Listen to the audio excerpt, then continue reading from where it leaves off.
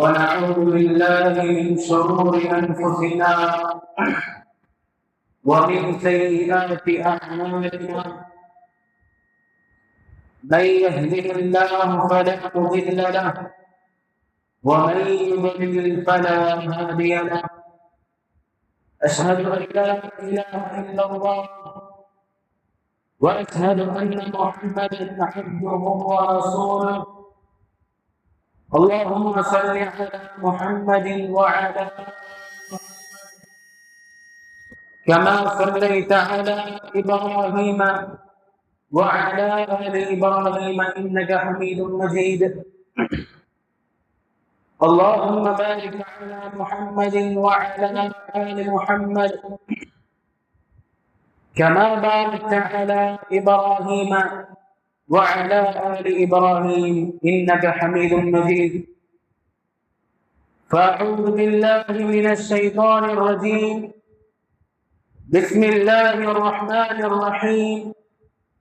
يا أيها الناس اتقوا ربكم الذي خلقكم من نفس واحدة وخلق منها زوجها وبث منهما رجالا كثيرا ونساء واتقوا الله الذي تساءلون به والأرحام إن الله كان عليكم رقيبا.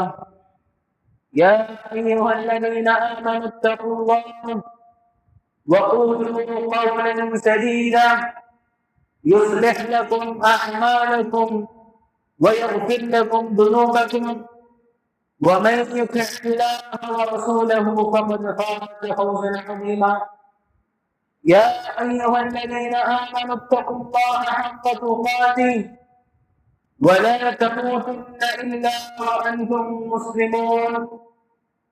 إن أصدق الحديث كتاب الله وأحسن الهدي هدي محمد صلى الله عليه وسلم وشر الأمور محدثاتها وكل محدثة بدعة وكل بدعة ضلالة وكل ضلالة في النار. يا أيها الناس أوصيكم وإياي أولا بتقوى الله. கண்ணியத்திற்குரிய அன்பார்ந்த அருமை சகோதர சகோதரிகளே, பெரியவர்களே, தாய்மார்களே, இந்த உலகத்தை படைத்து அதை பரிபாலித்து அதில் வாழ்கின்ற மனிதர்கள், மிருகங்கள், மற்ற படைப்பினர்களுக்கெல்லாம் வல்லரசனாக இருக்கக்கூடிய அந்த அல்லாஹ்வுக்கே எல்லா புகழும். அவனுடைய தூதராகிய கண்மணி நாயகம் முஸ்தபா ஸல்லல்லாஹு அலைஹி வஸல்லம் அவர்களின் மீதும் அவர்களுடைய அடிச்சுவடுகளை பின்பற்றி வாழ்ந்த உத்தம சத்திய சஹாபாக்கள் மீதும் தாபிஈன்களின் மீதும் தபௌ தாபிஈன்களின் மீதும் இந்த ஜும்ஆவின் நாளில் இங்கு அமர்ந்திருக்கக்கூடிய நம் அனைவரின் மீதும் ஒற்றாத ஜீவனத்திய இன்றென்றும் இந்த நிலவற்றுமாக இன்று பிரார்த்தித்தவனாக என்னுடைய இந்த ஜும்ஆவினுடைய முறையை நான் ஆரம்பம் செய்கிறேன். அன்பார்ந்த அருமை சகோதர சகோதரிகளே, பெற்றவர்களே, தாய்மார்களே, இன்றைய காலத்தில் நாம் பார்க்கலாம், ரபீஉல் அவ்வல் என்று சொல்லக்கூடிய மாசத்தில் நடக்கின்ற ஒரு ஆச்சாரம் தான் 12ஆம் தேதி ரபீஉல் அவ்வல், 12ஆம் தேதி நடக்கின்ற ஒரு கலாச்சாரம் தான் மீலாதுன் நபி என்று சொல்லக்கூடிய ஒரு கலாச்சாரம். சிலர்கள் சொல்வார்கள், செய்பவர்கள் செய்யட்டும், அவர்கள் தான் மீலாது நபி கொண்டாடுகிறார்கள், அவர் செய்தால் செய்யட்டும், செய்யாதவர்கள் அமைதியாக இருக்கலாமே, எதற்காக எதிர்க்க வேண்டும் என்பதாக கேள்விகளை அதிகமாக கேட்கக்கூடிய காலகட்டம் வந்தவர்களே இந்த காலகட்டம் என்ற அனுபவங்கள் இல்லை. நமக்கு தெரியும் ஏன் மீலாது நபி கொண்டாடக்கூடாது என்று. ஏன் கூடாது என்று மற்றவர்கள் கேட்டால் நாம் சொல்லுவோம், மீலாது நபி கொண்டாடக்கூடாது. ஆனால் அந்த மீலாது நபி எதனால் கொண்டாடக்கூடாது, எந்த காரணத்திற்காக கொண்டாடக்கூடாது என்று நாம் பார்ப்போம் என்று சொன்னால் 10 காரணங்களை நமக்கு கற்றுத் தருகிறார்கள். மீலாது கொண்டாடக்கூடாது என்பதற்காக வேண்டி 10 காரணங்கள் இருக்கின்றது. அந்த 10 காரணங்கள் என்னவென்று நாம் பார்ப்போம் என்று சொன்னால் அதில் முதல் காரணம் தர்க்கங்கள் ஏற்படும் போது நாம் எங்கே மடங்க வேண்டும்? பிரமாணங்களிலேக்கு மடங்க வேண்டும். இப்பொழுது ஒரு விஷயமாக தர்க்கம் ஏற்படுகின்றது. இப்போது ஒரு நபர் சொல்கிறார், மீலாது நபி கூறும் அது செய்யலாம் என்று கூறுகிறார், ஆனால் ஆதாரம் இல்லாமல். மற்றவர் சொல்கிறார் மீலாது நபி கூடாது, ஆனால் அவருக்கு ஆதாரம் தெரியாது. அப்போது நாம் என்ன செய்ய வேண்டும் என்று சொன்னால், இப்படி ஒரு தர்க்கங்கள் ஏற்படும் போது அந்த தர்க்கங்களில் யார் ஜெயிக்கிறார்களோ அவர்களுடைய முடிவை எடுப்பதற்கு பதிலாக குர்ஆன் என்ன சொல்கிறது, ஹதீஸ் என்ன சொல்கிறது என்பதை தான் நாம் பார்க்க வேண்டும். அல்லாஹ் தன்னுடைய திருமறையிலே கூறுகிறான், فَإِن تَنَازَعْتُمْ فِي شَيْءٍ فَرُدُّوهُ إِلَى اللَّهِ وَالرَّسُولِ. உங்களுக்கு மத்தியில் பிணக்கு ஏற்பட்டால், தர்க்கங்கள் ஏற்படுமானால் நீங்கள் என்ன செய்ய வேண்டும்? அல்லாஹ்வுக்கும் ரசூல் ஸல்லல்லாஹு அலைஹி வஸல்லம் அவர்களுக்கு திரும்ப வேண்டும். அப்படி என்றால் எதற்காக அல்லாஹ்விற்கு திரும்ப வேண்டும், எதற்காக ரசூல் ஸல்லல்லாஹு அலைஹி வஸல்லம் அவர்களுக்கு திரும்ப வேண்டும் என்று சொன்னால், அல்லாஹ் தஆலா தான் குர்ஆனை இறக்கியிருக்கிறான். அல்லாஹ் தஆலாவுடைய கலாமில் இதை குறித்து ஏதாவது செய்தி வந்திருக்கின்றதா? நபி ஸல்லல்லாஹு அலைஹி வஸல்லம் அவர்களுடைய வாழ்க்கை முறையில் ஹதீஸ்கள் சஹாபாக்கள் பிரயோகித்து வச்சிருப்பார்கள். அதில் இந்த மீலாது நபி சம்பந்தமாக ஏதேனும் தலைப்புகள் வந்திருக்கின்றதா, அதை செய்யலாமா செய்யக்கூடாதா என்று பார்க்கும் பொழுது மீலாது நபி கொண்டாடக்கூடாது என்பதாக தான் நாம் விளங்கிக் கொள்ள வேண்டும். அப்படிப்பட்ட ஒரு காரியம் அதை குறித்து குர்ஆனிலோ ஹதீஸிலோ சொல்லப்படவில்லை. அப்போ நண்பர்களே, சகோதர சகோதரிகளே, முதல் காரணம் தர்க்கங்கள் ஏற்பட்டால் பிரமாணங்களுக்கு நாம் மடங்க வேண்டும் என்பதை நாம் விளங்கிக் கொள்ள வேண்டும். இரண்டாவது காரணம், ரசூல் ஸல்லல்லாஹு அலைஹி வஸல்லம் அவர்கள் இந்த பிறந்த நாள் கொண்டாடுவது என்பதை குறித்து நமக்கு கற்றுத்தரவில்லை. பொதுவாக பிறந்த நாள் என்பது அது இஸ்லாமிலே கிடையாது. பிறந்த நாள் என்பது என்ற ஒரு கலாச்சாரம் அது இஸ்லாமிலே கிடையாது, அது இஸ்லாத்திலே இல்லை. அப்படிப்பட்ட இந்த ஒரு கலாச்சாரத்தை செய்கின்றவர்கள் சில உஸ்தாதுமார்களை நாம் பார்க்கலாம். அவர்கள் சொல்வார்கள், பிறந்த நாள் கொண்டாடலாமா என்று நாம் கேட்டோம் என்றால், பிறந்த நாள் கொண்டாடக்கூடாது, அது தவறு, அது மற்ற யூதர்களுடைய கலாச்சாரம், அது கிறிஸ்தியானிகளுடைய கலாச்சாரம், அதனால் நாம் அதை செய்யக்கூடாது என்பார்கள். ஆனால் அதே உஸ்தாத் என்ன செய்வார்? ரபீஉல் அவ்வல் 12ஆம் தேதி அன்று நபி ஸல்லல்லாஹு அலைஹி வஸல்லம் அவர்களுக்கு பிறந்த நாள் கொண்டாட்டங்களை நிறைவேற்றுவார்கள். அது கூடும். அந்த நாம் இதில் விளங்கிக் கொள்ள வேண்டிய விஷயம், இஸ்லாத்தில் பிறந்த நாள் என்பதே கிடையாது. அது யாராக இருந்தாலும், நபியாக இருந்தாலும், ஆட்சியாளர்களாக இருந்தாலும், யாராக இருந்தாலும் பிறந்த நாள் என்பதே கிடையாது. எத்தனை நபிமார்களை அல்லாஹ் தஆலா குர்ஆனில் சொல்லி காட்டுகிறான், அவர்களுடைய வரலாறுகளை சொல்லி காட்டுகிறான். மூசா அலைஹிஸ்ஸலாத்து வஸ்ஸலாம் அவர்களுடைய வரலாறு, யூசுப் அலைஹிஸ்ஸலாத்து வஸ்ஸலாம் அவர்களுடைய வரலாறு, யாக்கூப் அலைஹிஸ்ஸலாத்து வஸ்ஸலாம், இப்படி ஏராளமான நபிமார்களுடைய வரலாறுகளை கூறியிருந்தாலும் அந்த வரலாறுகளில் பிறந்த நாள் என்ற ஒரு கொண்டாட்டம் என்பது கிடையாது என்பதை நாம் வரலாற்றுகளின் மூலமாக பார்க்க முடியும்.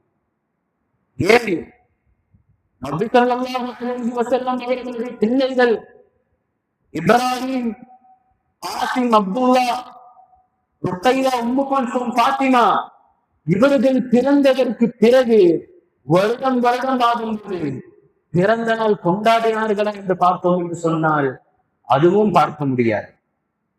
ஏனென்று சொன்னால் அப்படி ஒரு கலாச்சாரமே கிடையாது என்பதைதான் நாம் விளங்கிக் கொள்ள வேண்டும். அப்போது அன்பான அருமை சகோதர சகோதரிகளே, இஸ்லாத்தில் இரண்டாவது காரணம் என்பது இஸ்லாத்திலே பிறந்த நாள் கொண்டாடுவது என்பதே கிடையாது, அது இஸ்லாமிகமே கிடையாது என்பதுதான் இரண்டாவது காரணம். இது மூன்றாவது காரணம்.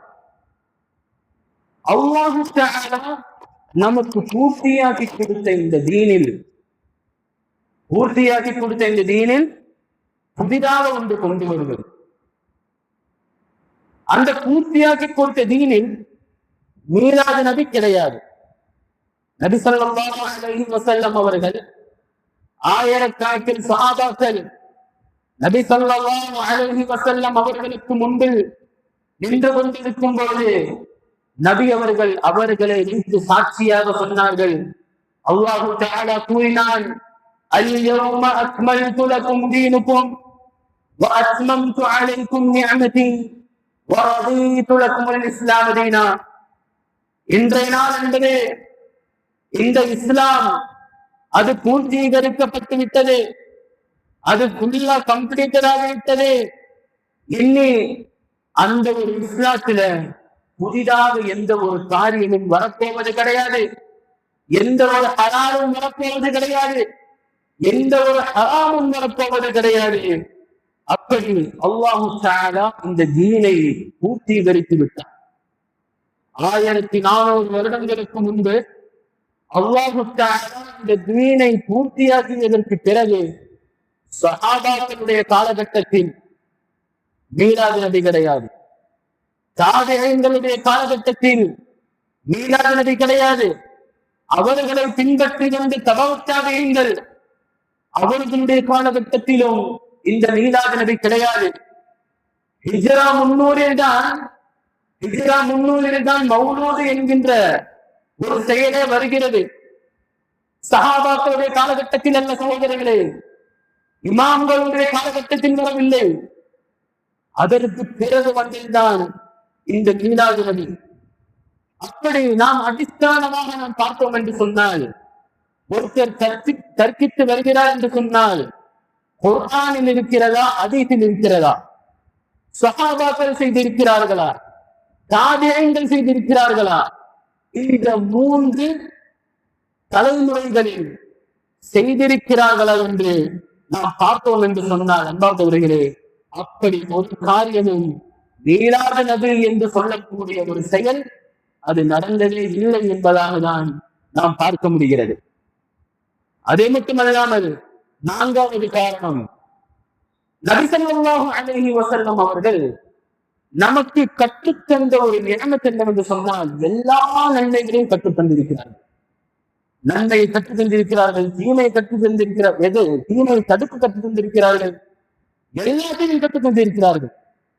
அப்படி இருக்கும் பொழுது எத்தனை நன்மைகள் நபி ஸல்லல்லாஹு அலைஹி வஸல்லம் நமக்கு கற்றுக் கொடுத்திருந்தாலும் அதில் மீலாது நபி ஒரு நன்மையாக, ஒரு புண்ணியமாக அது கற்றுக்கொண்டதாக நம்மால் பார்க்க முடியாது. இன்று நாம் பார்க்கலாம், சில நபர்கள் கூடிய இந்த காரியங்கள் எல்லாம் நாம் பார்க்க முடிகிறது. ரபியுல் அவ்வல் 12ஆம் தேதி என்று பள்ளி முழுக்க லைட்டு போடுவது, நைட்டு முழுக்க மௌலூதுகளை ஓடுவது, ஊரு முழுக்க நடப்பது, சாப்பாடுகளை மற்ற ஆளுகளுக்கு கொடுப்பது, இதையெல்லாம் புண்ணியம், இதிலெல்லாம் நன்மை இருக்கின்றது என்பதாக அவர்கள் கூறுகிறார்கள். ஆனால் உண்மையில் அல்லாஹ் தஆலா இல்லை, நபி ஸல்லல்லாஹு அலைஹி வஸல்லம் அவர்களும் இவங்க 2 பேர்ல யாராச்சும் இதை பற்றி எடுத்திருக்கிறார்கள் என்று பார்த்தால் கிடையாது. மீலாது நபி என்பதே கிடையாது என்பதைதான் நாம் விளங்கிக் கொள்ள வேண்டும்.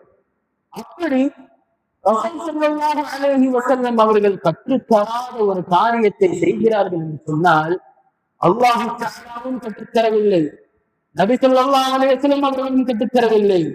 இவர்களாக புதிதாக ஒன்று உண்டாக்கி அதில் நன்மை இருக்கின்றது என்று அதை செய்கிறார்கள் என்று சொன்னால் ஏதாவது பிரயோஜனம் இருக்கின்றதா சகோதரர்களே? அவர்கள் செய்வது ஏதாவது நன்மை இருக்கின்றதா? எவ்வளவு புராணங்கள், எவ்வளவு பாவங்கள் கிடைக்கின்றது என்பதை எல்லாம் நாம் பார்க்க வேண்டாம் அன்பர்களே சகோதரர்களே. அப்போது இந்த ரபியுல் அவ்வல் 12ஆம் தேதி என்று எந்த ஒரு ஆதாரங்களையும் நமக்கு கற்றுத்தந்ததாக ஹதீசுகளிலும் இல்லை, குர்ஆனிலும் இல்லை. ஆனால் நபி ஸல்லல்லாஹு அலைஹி வஸல்லம் அவர்கள் பெருநாள் தினத்தன்று என்னெல்லாம் ஆதாரங்கள் இருக்கின்றதோ அதையெல்லாம் கற்றுத் தந்திருக்கிறார்கள். ஹஜ் பெருநாள் என்று என்னெல்லாம் செய்ய வேண்டும் அதையெல்லாம் கற்றுத் தந்திருக்கிறார்கள். அதெல்லாம் குர்ஆனிலும் இருக்கின்றது, ஹதீஸிலும் இருக்கின்றது. ஆனால் இந்த ரபியுல் அவ்வல் 12ஆம் தேதி என்று என்ன செய்ய வேண்டும் என்று ஆதாபுகளை எல்லாம் ரசூல் ஸல்லல்லாஹு அலைஹி வஸல்லம் அவர்கள் கொண்டு வரவில்லை. அவர்களுடைய காலகட்டத்தில் அப்படி ஒரு செயலே இல்லை என்பதால் நாம் விளங்கிக் கொள்ள வேண்டும். அதே போன்று எத்தனை இமாம்கள் காலகட்ட ஹதீசுகளை சேகரித்து வைத்திருந்தாலும் இமாம் புகாரி ஹதீஸ் பண்டிதன், அவர் மிகப்பெரும் ஹதீஸிற்கே அவர்தான். அந்த இமாம் புகாரி அவர்களுடைய கிதாபில் ஒரு தலைக்காவது ரபியுல் அவ்வல் 12ஆம் தேதி என்று மீலாது நபியின் ஒழுக்கங்கள் என்று தலைப்புகள் அவர் கொடுக்கவில்லை. இமாம் முஸ்லிம் அவர் அப்படிப்பட்ட ஒரு தலைப்பை கொடுக்கவில்லை. இமாம் திர்மிதி, இமாம் நசாயி, இமாம் அஹ்மத், இப்படி ஏராளமான ஹதீசுகள், முஹத்திசுகள் இந்த ஒரு தலைப்பையை கொண்டு வரவில்லை என்று சொன்னால் என்ன காரணம் சகோதரர்களே? இப்படிப்பட்ட ஒரு மீலாது நபி அவர்களுடைய காலகட்டத்தில் நடக்கவில்லை என்றுதான் நாம் விளங்கிக் கொள்ள வேண்டும். நபி ஸல்லல்லாஹு அலைஹி வஸல்லம் அவர்கள் சொன்னார்களே, லைஸ மின் அமலின் யுகர்ரிபு மினல் ஜன்னதி இல்லா கத் அமர்துகும் பி. சொர்க்கத்திற்கு அழைத்துச் செல்லும் எல்லா நன்மையான காரியங்களையும் நான் உங்களுக்கு கற்றுக் கொடுத்திருக்கிறேன். எதையும் கற்றுக் கொடுக்காமல் இருந்ததில்லை. அதனால் நீங்கள் என்ன செய்ய வேண்டும்? நன்மைகளை மட்டும் செய்யுங்கள், புதிதாக ஒரு காரியத்தை செய்யாதீர்கள் என்பதாக ரசூல் ஸல்லல்லாஹு அலைஹி வஸல்லம் அவர்கள் சொன்னார்கள் என்று சொன்னால் அன்பார்ந்தவர்களே, அதே போன்றுதான் லைஸ மின் அமலின் வலா மின் அமலின் யுகர்ரிபு இலன் நாரி இல்லா கத் நஹைதுகும் அன்ஹு. நரகத்திற்கு அழைத்து செல்லுகின்ற பாவங்களை தடுக்க வேண்டும் என்பதை குறித்தும் எல்லாத்தையும் நபி ஸல்லல்லாஹு அலைஹி வஸல்லம் அவர்கள் நமக்கு கற்றுக் கொடுத்தார்கள். ஆனால் அன்பார்ந்த சகோதரர்களே, நாம் பார்த்தோம் என்று சொன்னால் இப்படி ஒருவர் புதிதாக ஒரு காரியத்தை இஸ்லாத்திலே நுழைய வைக்கிறார் என்று சொன்னால் அவர்கள் செய்கின்ற ஒரு காரியம் இஸ்லாத்திற்கு வஞ்சனை செய்கிறார்கள். நபி ஸல்லல்லாஹு அலைஹி வஸல்லம் அவர்களுக்கு வஞ்சனை செய்கிறார்கள், அல்லாஹ் தஆலா அவர்களுக்கு வஞ்சனை செய்கிறார்கள் என்பதை நாம் ஹதீஸின் மூலமாக பார்க்க முடிகிறது. فقد زعم أن محمدا خان الرسالة. முஹம்மது நபி ஸல்லல்லாஹு அலைஹி வஸல்லம் அவர்களுடைய தூதுத்துவ பொறுப்பில் யாராவது ஒருவன் புதிதாக ஒன்றை கொண்டு வந்து விட்டான் என்று சொன்னால் அவன் நபி ஸல்லல்லாஹு அலைஹி வஸல்லம் அவர்களுக்கு துரோகம் செய்து விட்டான் என்பதாக நபி ஸல்லல்லாஹு அலைஹி வஸல்லம் அவர்கள் கூறியதாக நம்மால் பார்க்க முடிகிறது. அப்போது அன்பார்ந்தவர்களே, இதுதான் 4வது காரணம். இது 5வது காரணம் சஹாபாக்களினுடைய சிறப்புகள், சஹாபாக்களின் மகத்துவங்களின் இப்படி ஒரு செயல் கிடையாது. நபி ஸல்லல்லாஹு அலைஹி வஸல்லம் அவர்கள் சொன்னார்கள், வதக்தரிகு உம்மதி அலா 73 மில்லா. இந்த சமூகம் 73 பிரிவுகளாக பிரியும். குல்லுஹும் ஃபின்னார், எல்லாரும் நரகத்திலே இருப்பார்கள். இதை சொன்னவுடன் சஹாபாக்கள் எல்லாம் பயந்து விடுகிறார்கள். எல்லாரும் நரகத்தில் இருப்பார்களா? பிறகு ரசூல் ஸல்லல்லாஹு அலைஹி வஸல்லம் சொன்னார்கள், இல்லா மில்லத்தன் வாஹிதா, ஒரே ஒரு கூட்டத்தார்களை தவிர. அப்ப சஹாபாக்கள் ஆர்வமாக இருக்கிறார்கள். அந்த கூட்டத்தார்கள் யாரு?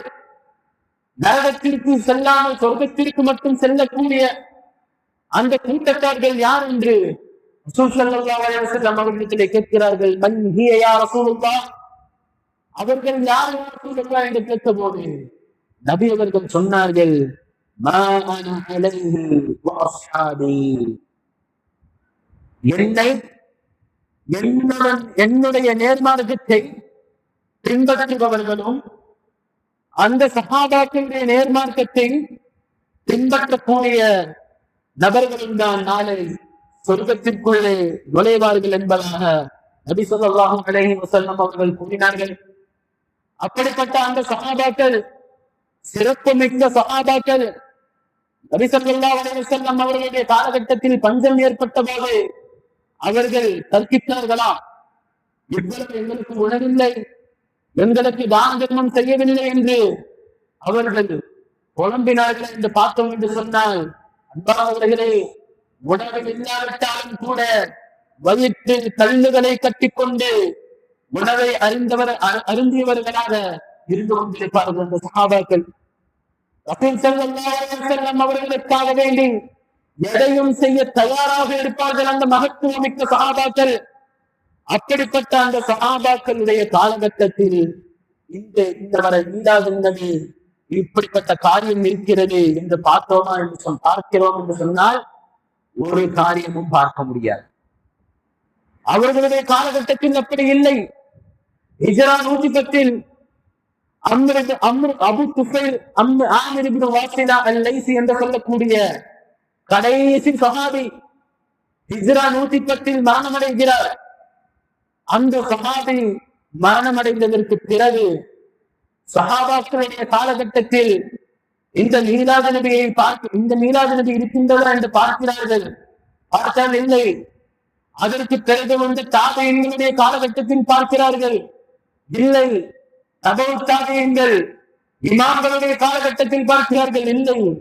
ஆனால் இந்த சம்பவம் எப்போது வருகின்றது என்று சொன்னால், இந்த சம்பவம், இந்த மீலாது நபி எப்போது வருகிறது என்று சொன்னால், உபைதிய்யாக்கள் என்று சொல்லக்கூடிய ஒரு கூட்டத்தார்கள் தொடங்கி வைத்தது. அப்படி அந்த கூட்டத்தார்கள் தொடங்கி வைத்ததுதான் இந்த ஒரு மீலாது நபி என்பது. ஆக அன்பான அருமை சகோதரர்களே, சஹாபாக்கள் தான் மகத்துவமிக்கமானவர்கள். இதுதான் 5வது காரணம். இனி 6வது காரணம், நபி ஸல்லல்லாஹு அலைஹி வஸல்லம் அவர்களை மிகவும் நேசித்தது யார் என்று சொன்னால் அது சஹாபாக்கள் தான். நபி ஸல்லல்லாஹு அலைஹி வஸல்லம் அவர்களை மிகவும் நேசித்தது அது சஹாபாக்கள் தான். நாமெல்லாம் கிடையாது சகோதரிகளே. ஊர் முடித்த நடப்பதும், தக்கடிக்க ஆடுவதும், பள்ளிகளிலே லைட்டை போடுவதும், இதெல்லாம் நேசம் என்று சொன்னால் அவர்களுடைய நேசம் எப்படிப்பட்ட நேசம்? அவர்களுடைய உயிரை தியாகம் செய்கின்ற அளவுக்கு அவர்கள் ரசூல் ஸல்லல்லாஹு அலைஹி வஸல்லம் அவர்களை நேசித்தார்கள்.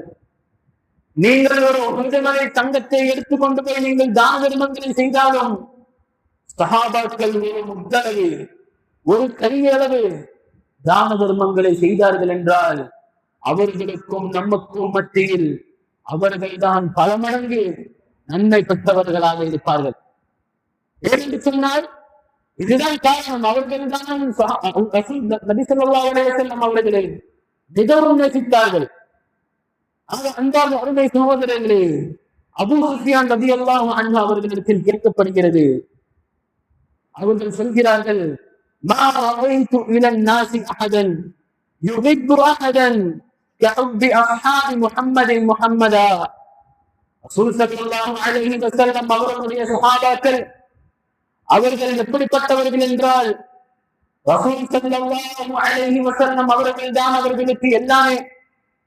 அவர்கள் என்ன சொல்கிறார்களோ அதை தான் கேட்பார்கள். அவர்களுக்கு என்ன நபி ஸல்லல்லாஹு அலைஹி வஸல்லம் அவர்களுக்கு என்ன தேவை இருக்கிறதோ அதை அவர்கள் செய்து கொடுப்பார்கள். நபி அவர்கள் என்னெல்லாம் கற்றுக் கொடுத்தார்களோ அதை முற்றிலும் கவனமாக பேணுதலாக செய்வார்கள். ஈமானுள்ள சஹாபாக்களாக இருந்தார்கள். அப்படிப்பட்ட சஹாபாக்கள் இந்த மீலாது நபியை குறித்து ஒன்றுமே செய்ததில்லை என்பதாக தான் நாம் இந்த வரலாறுகளின் மூலமாக பார்க்க முடிகிறது. இது 7வது காரணம். நம்முடைய பெருநாள் அது என்னவெல்லாம் இருக்கின்றது என்று பார்த்தோம் என்று சொன்னால், நபி ஸல்லல்லாஹு அலைஹி வஸல்லம் அவர்கள் கற்றுத் தருகிறார்கள். ஒன்று ஈதுல் ஃபித்ர், ஒன்று ஈதுல் ஃபித்ர், இரண்டாவது ஈதுல் அத்ஹா ஹஜ் பெருநாள், மூன்றாவது ஜுமா தினம் வெள்ளிக்கிழமை. இந்த 3 காரியங்களை மட்டும்தான் ரசூல் ஸல்லல்லாஹு அலைஹி வஸல்லம் அவர்கள் பெருநாளாக ஹதீஸுகளிலே பார்க்க முடியும். இன்னல்லாஹ கத் அபதலகும் பிஹிமா கைரன் மின்ஹுமா யௌமல் ஈத் வ யௌமல் அத்ஹா. மற்ற அறிவிப்பில் வந்திருக்கிறது யௌமல் ஜுமா. இப்படி இந்த 3 பெருநாள்கள் மட்டும்தான், வெள்ளிக்கிழமை, நோன்பு பெருநாள், ஹஜ் பெருநாள், இது 3 மட்டும்தான் பெருநாள் நமக்கு. அதில்லாமல் இப்போது கூறுகின்றவர்களை பார்க்கும்போது மீலாது நபியை ஒரு பெருநாளாக, மீலாது நபியை ஒரு பெருநாளாக மாற்றிவிட்டார்கள். அப்படியல்ல அன்பார்ந்த சகோதரிகளே, மீலாது நபி என்பது விதத்தான ஒரு செயல், விதத்தான ஒரு செயல், இஸ்லாத்திலே புதிதாக கொண்டு வந்த ஒரு செயல்தான் இந்த மீலாது நபி. அப்படிப்பட்ட மீலாது நபியை நாம் செய்யக்கூடாது. மற்றவர்களை அதை செய்யக்கூடியவர்களுக்கு நாம் அதை சொல்லக்கூடியவர்களாக இருக்க வேண்டும். இப்படி எல்லாம் இருக்குது, இதெல்லாம் செய்யக்கூடாது என்று நாம் சொல்லக்கூடியவர்களாக இருக்கும். இது 8வது காரியம். நபி ஸல்லல்லாஹு அலைஹி வஸல்லம் அவர்கள் பிறந்த மாசத்திலும் பிறந்த நாளிலும் அபிப்பிராய வித்தியாசங்கள் இருக்கின்றது. நபி ஸல்லல்லாஹு அலைஹி வஸல்லம் அவர்கள் பிறந்த நாளிலும் பிறந்த மாசத்திலும் அபிப்பிராய வித்தியாசம் இருக்கின்றது. மிகவும் முக்கியமான காரணம் இது ஒன்று. சில அபிப்பிராயங்களில் பார்த்தோம் என்று சொன்னால் ரபியுல் அவ்வல் 2ஆம் தேதி மீலாது நபி. சில அபிப்பிராயங்களில் பார்த்தோம் என்று சொன்னால் ரபியுல் அவ்வல் 6 தான் நபி ஸல்லல்லாஹு அலைஹி வஸல்லம் பிறக்கிறார்கள். ரபியுல் அவ்வல் 8ஆம் தேதி என்றுதான் நபி அவர்கள் பிறக்கிறார்கள். ரபியுல் அவ்வல் 12, 10 என்று அபிப்பிராய வித்தியாசங்கள் இருக்கிறது. இந்த தேதிகளில் தான் நபி ஸல்லல்லாஹு அலைஹி வஸல்லம் அவர்கள் பிறந்தார்கள் என்பதாக. ஆனால் அன்பார்ந்த சகோதரர்களே, நபி ஸல்லல்லாஹு அலைஹி வஸல்லம் அவர்களுடைய பிறந்த நாளை குறித்து நாம் ஆராய்ச்சி பண்ணோம் என்று சொன்னால் ஹதீஸுகளிலே பார்க்க முடியாது, குர்ஆனிலே பார்க்க முடியாது. ஏனென்று சொன்னால் அப்படிப்பட்ட ஒரு விஷயம் அவர்கள் அன்றே தெரியவில்லை, அன்றே அவர்களுக்கு இதை குறித்து தெரியவில்லை. அதனால் பிறந்த தேதியை விட்டுவிட்டு மரணித்த தேதியை ஹதீஸிலே கொண்டு வருகிறார்கள். இந்த ரசூல் ஸல்லல்லாஹு அலைஹி வஸல்லம் அவர்கள் 12ஆம் தேதி பிறந்தார்கள் என்று மீலாது நபி கொண்டாடுகிறார்களே. அனஸ் இப்னு மாலிக் ரலியல்லாஹு அன்ஹு அவர்கள் அறிவிக்கிறார்கள், ரபியுல் அவ்வல் 12ஆம் தேதி என்று மதீனாவில் இருட்டடைந்த நாளாக இருந்தது. மதீனாவில் இருட்டடைந்த நாளாக இருந்தது. என்ன காரணம்? ரசூல் ஸல்லல்லாஹு அலைஹி வஸல்லம் அவர்கள் மரணித்த நாள் ரபியுல் அவ்வல் 12ஆம் தேதி. அவர்கள் அழுபவர்களாக இருந்தார்கள். நபி ஸல்லல்லாஹு அலைஹி வஸல்லம் அவர்கள் இந்த உலகத்தை விட்டு பிரிந்து விட்டாரே என்று கவலைத்தனமாக இருந்தார்கள். உமர் ரலியல்லாஹு அவர்கள் என்ன செய்தார்கள் எல்லாம் நமக்கு வரலாறுகளில் தெரியும். அப்படிப்பட்ட அந்த நாளில் இன்றைய காலகட்டத்தில் நாம் பார்த்தோம் என்று சொன்னால் அப்படியே எதிர்பாராக இருக்கின்றது. நபி ஸல்லல்லாஹு அலைஹி வஸல்லம் அவர்கள் இறந்த நாள் என்று இவர்கள் கொண்டாடுகிறார்கள். பள்ளிகளில் லைட்டை போடுகிறார்கள், 24 மணி நேரம் லைட். மௌலூதுகளை ஓடுகிறார்கள், தப்படித்து தெருக்களில் ஆடுகிறார்கள்.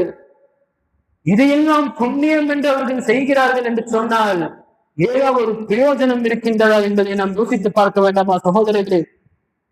இப்படியெல்லாம் செய்யக்கூடாது, இதெல்லாம் தவறு என்று சொன்னால் அவர்கள் கூறுகின்ற வார்த்தை ஆயத்திருக்கிறது. குர்ஆன் ஆயத்திருக்கிறது, பபிதாலிக பல்யஃப்ரஹு அப்படின்னு ஒரு ஆயத்திருக்கிறது என்று சொல்லி இப்போது மீலாது நபியை கொண்டாடுகிறார்கள். பார்த்தவர்களே, சிறிது சிந்தித்து பார்த்திருந்தால் நமக்கே புரிய வரும். அல்லாஹ் தஆலா நபி ஸல்லல்லாஹு அலைஹி வஸல்லம் அவர்களுடைய காலகட்டத்தில் அந்த ஆயத்தை இறக்கியிருந்தார் என்று சொன்னால், அப்பொழுதே சஹாபாக்கள் எல்லாம் பிறந்த நாளை கொண்டாடி இருப்பார்களே, மீலாது நபியை கொண்டாடி இருப்பார்களே. அவர்களுக்கு பின்னால் வரக்கூடிய தலைமுறைகள் அவர்கள் மீலாது நபியை கொண்டாடி இருப்பார்களே. பிறகு ஏன் இந்த ஆயத்தை இப்பொழுது தெளிவாக எடுத்து இப்போது மீலாது நபியை கொண்டாடுகிறார்கள்? செய்யாத ஒரு காரியத்தை புதிதாக ஒன்று ஏன் கொண்டு வர வேண்டும்? இதை அவர்களிடத்தில் சொன்னால் அவர்களுடைய மனதிற்கு எட்ட மாட்டேங்குது என்பதுதான் நிதர்சனமான உண்மை என்பதை நாம் விளங்கிக் கொள்ள வேண்டும்.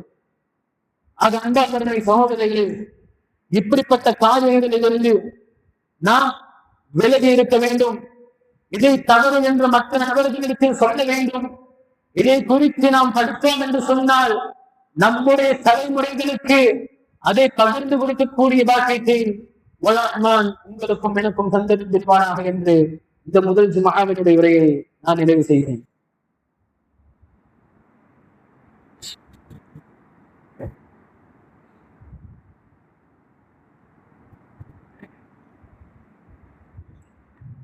அல்ஹம்துலில்லாஹி ரப்பில் ஆலமீன் والعاقبة للمتقين ولا عدوان إلا على الظالمين والصلاة والسلام على أشرف الأنبياء والمرسلين نبينا وحبيبنا محمد وعلى آله وصحبه والناس أجمعين. أما بعد، يا أيها الناس أوصيكم وإياي ثانيا بالتقوى الله.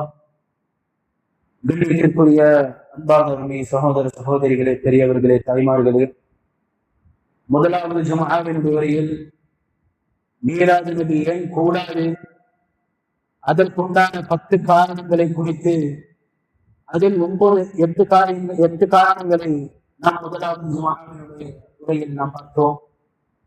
இனி இந்த இரண்டாவது ஜும்ஆவினுடைய உரையில்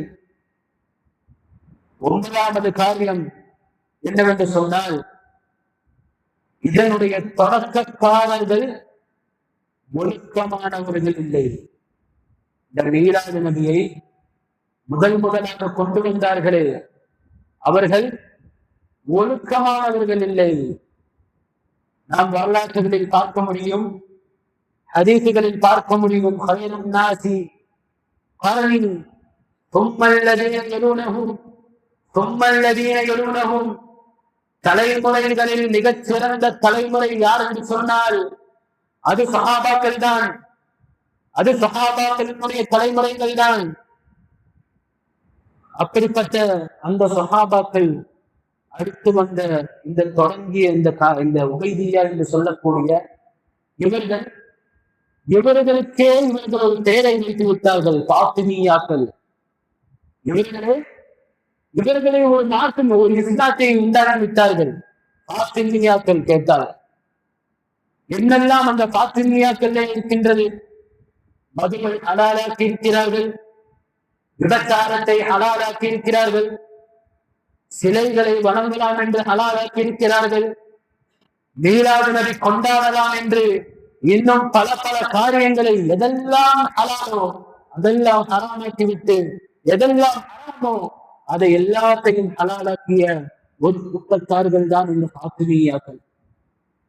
இப்படிப்பட்ட இந்த பாத்திமியாக்கள் இந்த மீலாது நபியை உண்டாக்குகிறார்கள். ஹிஜ்ரா 6ஆம் நூற்றாண்டுக்கு பிறகுதான் இந்த ஒரு செயல் தொடங்குகிறது. அப்படி இந்த செயல் எதற்காக தொடங்குகிறது என்று பார்த்தோம் என்று சொன்னால் மிக ஒரு லேசான ஒரு காரியம்தான். அவர்களுக்கு மத்தியில் ஆளுகளை திரட்ட வேண்டும், அவர்களுக்கு மத்தியில் அதிகமாக ஆளுகளை வரவேற்க வேண்டும், நிறைய முஸ்லிம்களை வழிகெடுக்க வேண்டும் என்ற ஒரு காரணத்திற்காக இந்த ஒரு பாத்திமியா என்று சொல்லக்கூடிய ஒரு குரூப்பை தொடங்கி வைத்த காரியம் தான் இந்த மீலாது நபி. அப்போது 9வது காரணத்தில் நாம் விளங்க வேண்டியது, இதை தொடங்கியவர்கள் ஒழுக்கமானவர்கள் அல்ல. ஏதாவது நபியை தொடங்கியவர்கள் ஒழுக்கமானவர்கள் அல்ல என்பதுதான் நாம் விளங்கிக் கொள்ள வேண்டும். எனவே 10வது காரணம், புதிதாக ஒரு காரியத்தை இஸ்லாத்திற்கு ஒருத்தன் கொண்டு வருகிறான் என்று சொன்னால் அப்போது நாம் என்ன செய்ய வேண்டும்? புதிதாக ஒரு காரியத்தை இஸ்லாத்திற்குள்ளே நுழைய வைக்கிறான் என்று சொன்னால் அப்போது நாம் என்ன செய்ய வேண்டும்? நபி ஸல்லல்லாஹு அலைஹி வஸல்லம் அவர்கள் சொன்னார்கள், மன் அஹ்தஸ ஃபீ அம்ரினா ஹாதா மா லைஸ மின்ஹு ஃபஹுவ ரத்துன் மன் அமல அமலன் லைஸ அலைஹி அம்ருனா ஃபஹுவ ரத்துன். அந்த காரியத்தை நாம் புறக்கணித்து விட வேண்டும். இஸ்லாம் என்கின்ற ஒரு மார்க்கம் அது பூர்த்தியாக்கி விட்டான் அல்லாஹ் தஆலா. அந்த பூர்த்தியாக்கிய மார்க்கத்தில் நின்று ஒருவன் புதிதாக ஒரு காரியத்தை கொண்டு வருகிறார் என்று சொன்னால் அதை நாம் என்ன செய்ய வேண்டும்? புறக்கணிக்க வேண்டும். ஒரு சம்பவம் இருக்கின்றது சகோதரர்களே. இமாம் இத்ரீஸ் என்று சொல்லக்கூடிய ரஹ்மத்துல்லாஹ் அவர்களுடைய காலகட்டத்தில் பள்ளிகளில் ஆளுநர் நிறைந்து வருவார்கள். எல்லாம் நல்ல நல்ல சகோதரர்கள், நல்ல நல்ல முஸ்லிம்கள், ஈமான் உள்ளவர்கள், இறையச்சமுடையவர்கள், ஐநாறு தொழுகையை தொழுபவர்கள், எல்லா நன்மையான காரியங்களையும் மிக பக்குவமாக செய்யக்கூடிய அந்த இமாமினுடைய பள்ளியில் வரக்கூடிய நபர்கள் ஒரு நாள் ஒரு பித்அத் ஏற்படுகிறது. இஸ்லாத்தில் புதிதாக ஒரு காரியத்தை பிரகடனமாகிறது. அப்போது அங்கிருக்கக்கூடிய நபர்கள் எல்லாம் பின்வாங்கி போகிறார்கள். பள்ளியிலே கூட்டமாக வந்து கொண்டிருக்கின்ற ஆளுகள் திடீரென்று கம்மியாய் கொண்டே இருக்கும் பொழுது என்ன காரணம் என்று பார்த்தா மீலாது நபியை கொண்டு வந்திருக்கிறார்கள். புதிதாக ஒரு காரியத்தை இந்த மீலாது நபியை இஸ்லாத்திலே நுழைய வைத்ததன் காரணமாக, இதை எதிர்த்ததன் காரணமாக பள்ளியில் ஆளுகளே இல்லை. அவர் சொல்கின்ற ஒரு வார்த்தை, ஒருவர் பாவத்தை செய்திருந்தால் கூட அவர் கவலைப்பட்டு தௌபா கேட்டால் நாளைக்கு சொர்க்கம் கிடைக்கிறோம். ஆனால் ஒரு புதிதாக ஒரு நன்மை என்று ஒரு காரியத்தை செய்து பாவத்தை அவன் அதை நன்மை என்று நினைத்துக் கொண்டு செய்கிறானே, ஆனால் அது பாவம் என்று அவனுக்கு தெரிய மாட்டேது. அது அவனுக்கு அது நன்மை என்று தெரிந்துவிட்டால் எப்படி அவன் பாவ மன்னிப்பு கேட்பான்? இது தவறு என்று அவனுக்கே தெரியாது. அது மீலாது நபி ஒரு புண்ணியம் கிடைக்கின்றது என்பதன் காரணமாக அவன் என்ன செய்கிறான்? தவறு என்று எண்ணாமல் அவன் அதை நன்மை என்று செய்கிறான். ஆனால் எல்லா பிதாற்றும் அது தவறுகள் தான். பின்னால் அந்த எல்லா தவறுகளும் எங்க கொண்டு போய் சேர்க்கும்? நரகத்தில் தான் சேர்க்கும் என்பதை நாம் விலகிக் கொள்ள வேண்டும்.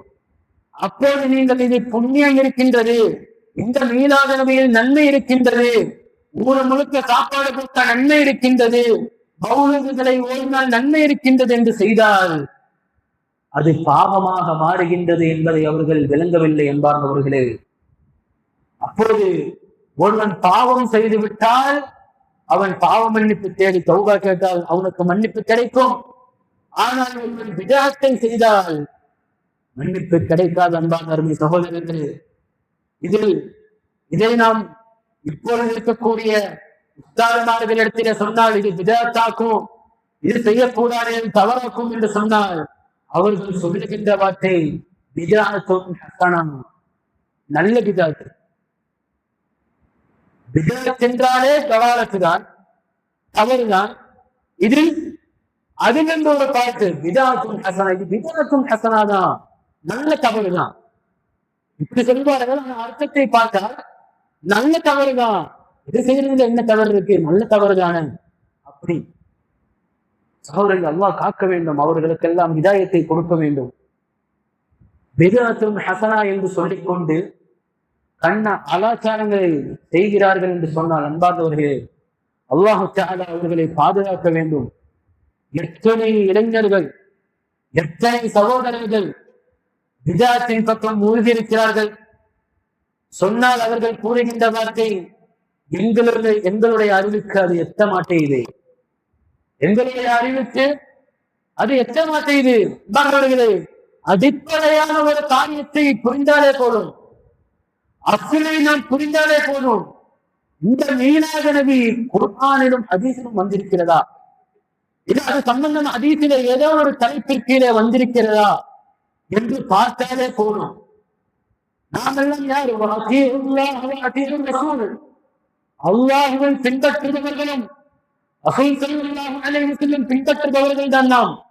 ஆனால் நபி ஸல்லல்லாஹு அலைஹி வஸல்லம் அவர்கள் கற்றுத்தராத ஒரு காரியத்தை, அல்லாஹ் தஆலா கற்பிக்காத ஒரு காரியத்தை இவர்கள் புதிதாக இவர்களே செய்கிறார்கள் என்று சொன்னால் அல்லாஹ் பாதுகாக்க வேண்டும் சகோதரர்களே.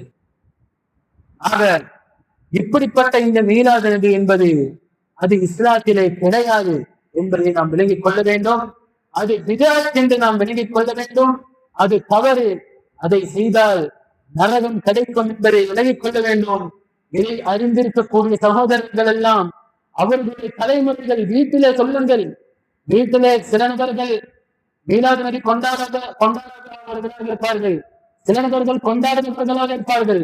அப்படிப்பட்ட நபர்களிடத்தில், கொண்டாடுபவர்களிடத்தில் நீங்கள் சொல்லுங்கள், இது தவறாக்கும், இது பித்அத்தாக்கும், இது செய்து நபி ஸல்லல்லாஹு அலைஹி வஸல்லம் அவர்கள் கற்றுத்தரவில்லை என்று நீங்கள் அவர்களிடத்திலே சொல்லி அதன் மூலியமாக அல்லாஹ் தஆலா அவர்களை ஹிதாயத்தை கொடுத்தால் என்று சொன்னால் எவ்வளவு நன்மை என்பதை நாம் யோசித்து பார்க்க கடமைப்பட்டிருக்கிறோம் அன்பானவர்களே. அதே போன்று இப்படி எதிர்க்கின்றவர்களை பார்க்கக்கூடிய ஆளுகள் மிகவும் கீழ்த்தனமாக கொண்டாடணும், அது என்ன தவறு இருக்கு? நம்மளுடைய நேசம், நம்ம நசுக்கு நேசத்தை காட்டக்கூடாதா? சொன்னாலும் விளங்காத சகோதரர்களே, அவர்கள் பார்க்கக்கூடிய நம்மளை எப்படி பார்ப்பார்கள் என்று சொன்னால், நாம் மீலாத நபி கூடாது என்று சொல்லுவோம், அவர்கள் கூடும் என்று சொல்வார்கள். அவர்கள் எப்படி பார்ப்பார்கள்? ஒரு எதிரிகளாக. இவர்களெல்லாம் ஒரு தனி ஒரு கூட்டம், இவங்களெல்லாம் இஸ்லாம் தெரியாதவங்க, இவங்களுக்கெல்லாம் ஒண்ணுமே தெரியாது, நமக்குதான் இஸ்லாம் இன்னும் தெரியும் என்று அவர்கள் நினைத்துக் கொண்டிருக்கிறார்கள். ஆனால் நாம் என்ன ஒரு நியத்திற்காக அவர்களிடத்தில் சொல்கிறோம்? நன்மையான ஒரு காரியத்தை சொல்லி அவர்களை தீமையில் இருந்து வர வைத்து அந்த தீமையிலிருந்து அவர்களை பாதுகாக்குவதற்காக வேண்டிதானே அவர்களிடத்திலே சொல்கிறோமே தவிர அவர்களை எதிர்க்க வேண்டும் என்பதற்காக நாம் அவர்களிடத்திலே சொல்கிறோம். ஆனால் அன்பார்ந்தவர்களே, மீலாது நபி கொண்டாடுபவர்களும் கொண்டாடாதவர்களுக்கு மத்தியில் எதிர்ப்புகள் இருக்கக்கூடாது. மீலாது நபி கொண்டாடுகின்றவர்களுடைய மனதிற்கு புரிய வேண்டும். அவர்களிடத்திலே நீங்கள் சொல்ல வேண்டும், உங்களை நாங்கள் எதிர்க்கல, உங்களுக்கு ஹக்கை தான் சொல்கிறோம், சத்தியத்தை தான் சொல்கிறோம் என்று சொல்லிவிட்டு அங்கிருந்து நீங்கள் ஹக்கை சொல்லிவிட்டு நீங்கள் வந்துவிட வேண்டும் என்பதுதான் நீங்கள் விளங்கிக் கொள்ள வேண்டும். ஆக அன்பார்ந்த சகோதரர்கள், இனி வரக்கூடிய காலங்களில் இந்த மீலாது நபியை கொண்டாடுபவர்கள், அதை தடுக்கக்கூடிய ஒரு சகோதரர்களாக இருக்கக்கூடியதான் நாம். மீலாது நபி கொண்டாடுகின்றவர்கள் எல்லாம் நம்முடைய சகோதரர்களாக இருப்பார்கள். என்னுடைய சகோதரன் ஒரு மீலாது நபி அவரிடத்தில் சொல்ல வேண்டும். என்னுடைய நண்பன் அவர்கள் இப்படி வழிகேட்டுக்கு போகிறான் என்று சொன்னால் அவரிடத்தில் நான் சொல்ல வேண்டும், தப்பு, இது தப்பு என்று சொல்ல வேண்டும். அப்படி அதிலிருந்து அவரை நன்மையான காரியங்களின் பக்கம் அழைத்து நன்மையான காரியங்களில் அவரை எல்லாத்தையும் நீங்கள் சொல்லிக் கொடுத்து ஐநேர தொழிலாளியாக முத்தகீன்களாக முக்மீன்களாக அவர்களை மாற்றுவதற்குண்டான வாக்கியத்தை ரஹ்மான் உங்களுக்கும் எனக்கும் தந்தன் புரிவானாக இருந்து இந்த இரண்டாவது ஜும்ஆவினுடைய உரையை நான் நிறைவு செய்கிறேன்.